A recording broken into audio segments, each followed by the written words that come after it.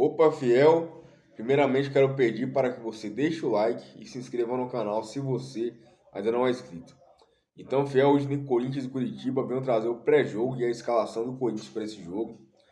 O Curitiba que não ganha do Corinthians em São Paulo há 20 anos, né? Mais de 20 anos aí, então o Corinthians tem uma grande chance de se afastar da zona de rebaixamento. É até o confronto direto, porque o Curitiba também está naquela parte de baixo, está até muito mais baixo que o Corinthians, inclusive. A pontuação bem abaixo, mas se o Corinthians ganha, se afasta do Curitiba, empurra mais o Curitiba lá para baixo, que é um concorrente a menos aí para escapar da zona de rebaixamento, né? Se você empurra ele para baixo, você começa a eliminar ali alguns concorrentes, empurrando mais ainda para baixo. E a escalação deve ser considerada titular pelo Luxemburgo. Deve ter Cássio no gol, lateral direita Fagner, zaga Murilo e Gil. Lateral esquerda Fábio Santos. Na volância tem novidade do Moscardo, que eu sempre falei que era um titular. Só saiu porque teve a questão da cirurgia, né? E entra aí no lugar do Fausto Vera, que não foi relacionado, até agora eu não sei por que ele não foi relacionado. Não sei se machucou ou algo do tipo. Mas enfim, eu acho que a volância que vinha sendo utilizada no time titular, que era Maicon e Juan Oliveira, certo? Eu acho que o Corinthians perde muito na marcação. Pode ter até uma dinâmica ofensiva melhor ali, mas perde na marcação, porque os volantes são uma proteção para a zaga. Então, quando você tem o Maicon, que tá indo bem de primeiro volante, marca ok e tal, mas o Juan Oliveira não é ali aquele volante que tem essa característica de marcação. Então, você tendo o Moscardo, você vai equilibrar um pouco mais o Moscardo e o Maicon, certo? Eu acho legal essa dupla de volantes, até porque o Moscardo é alto e vai auxiliar na bola aérea, que é um problema muito grande pro Corinthians aí. Aí você tem o Renato Augusto à frente, nosso armador, na ponta direita o Alisson, na ponta esquerda o Wesley, centroavante e o Yuri Alberto. Assim, a gente sabe que com o Roger Guedes, o Corinthians não tinha muita profundidade. Primeira coisa, porque o Alisson jogando pela direita, o Alisson não é aquele jogador que ele vai em profundidade. Porque se ele joga pela direita, a profundidade dele é para a direita, certo? Mas ele vai sempre para a esquerda. Ele pode ter o espaço que for pela direita, mas ele vai para a esquerda. Porém, ele até que abastece o ataque, certo? Já o Roger Guedes é aquele cara que era mais individualista, a gente sabe que ele era fominha, gente. O Roger Guedes fominha pra caramba. Apesar de estar decidido, era fominha pra caramba. E muitas vezes não abastecia o Yuri. Agora o Yuri vai ter a chance de ter um Renato Augusto atrás dele, um Alisson, que igual eu falei, mesmo que não tenha profundidade perto da linha de fundo, pelo menos ele vai abastecer. E o Wesley agora, que é um cara que vai na profundidade. Chega ali de fundo, cruza. O Mosquito que tá voltando aí. O Rojas que se recuperou da lesão já vai estar no banco hoje. Então assim, essa é a grande chance do Yuri Alberto mostrar que vive. Ele é um homem gol agora. O Roger Guedes não tá lá. O Wesley não tem como principal característica fazer gol. O Alisson também não. Do meio pra frente, só o Renato tem essa característica. O Renato e ele. Então, esse é o momento do Yuri Alberto brilhar, certo? E ele vai ter chances para isso, ao meu ver. Porque, para mim, o Yuri Alberto até agora na temporada tá amassando a bola, errando domínio. Acho que o que me deixa mais puto, gente, não é jejum de gol, né? Não é, às vezes, perder um gol ou outro, mas sim a falta de qualidade que ele tá demonstrando. Porque você tem um jogador, centroavante do Corinthians, custando o que custou, o cara errar domínio, o cara errar passe besta. Isso daí, pra mim, é um negócio inadmissível, né? Então, ele tem que realmente melhorar isso daí, né? E melhorar a qualidade dele em campo. Em si, eu acho que já é um grande passo aí para ele ser esse homem-gol que o corintiano espera.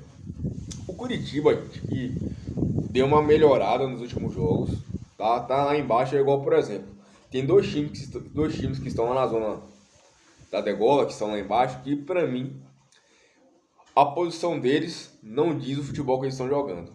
É o América Mineiro e o Curitiba, são esses dois times. Por quê? Porque o América Mineiro é um time que eliminou o Bragantino, que tá com o time encaixadinho da Sul-Americana.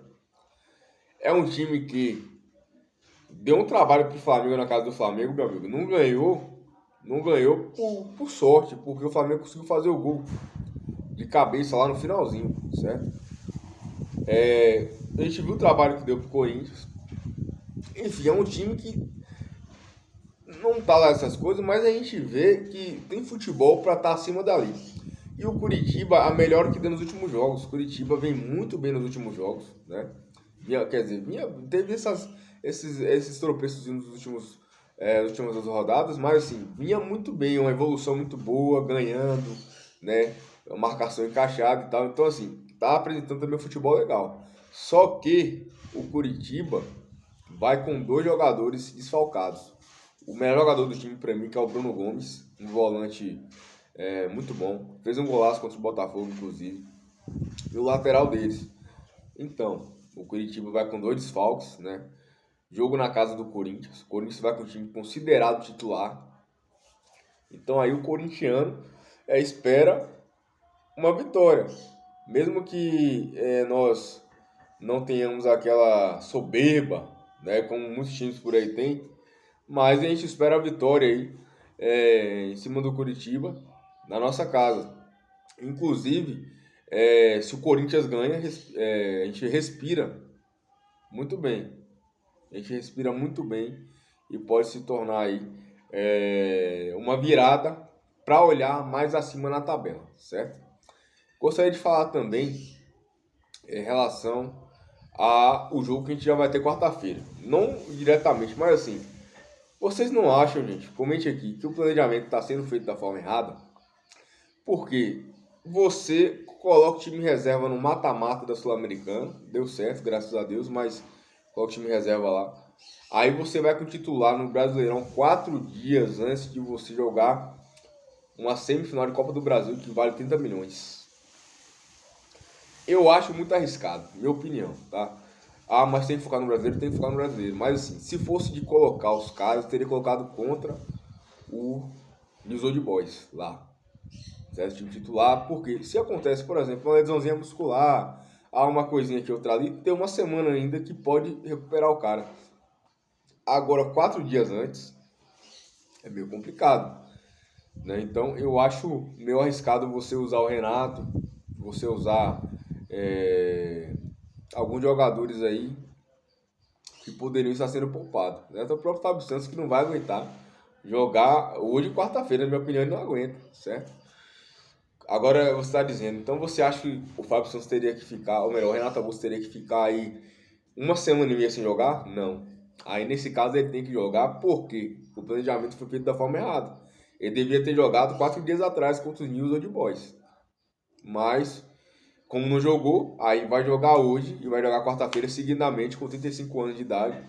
E correndo o risco de ter alguma lesão, Deus livre e guarde, e desfalcar o Corinthians no jogo mais importante do ano. Enfim, comente o que você achou da escalação, da minha opinião sobre o planejamento. Se inscreva no canal se você não é inscrito, deixa o like para fortalecer e vai Corinthians!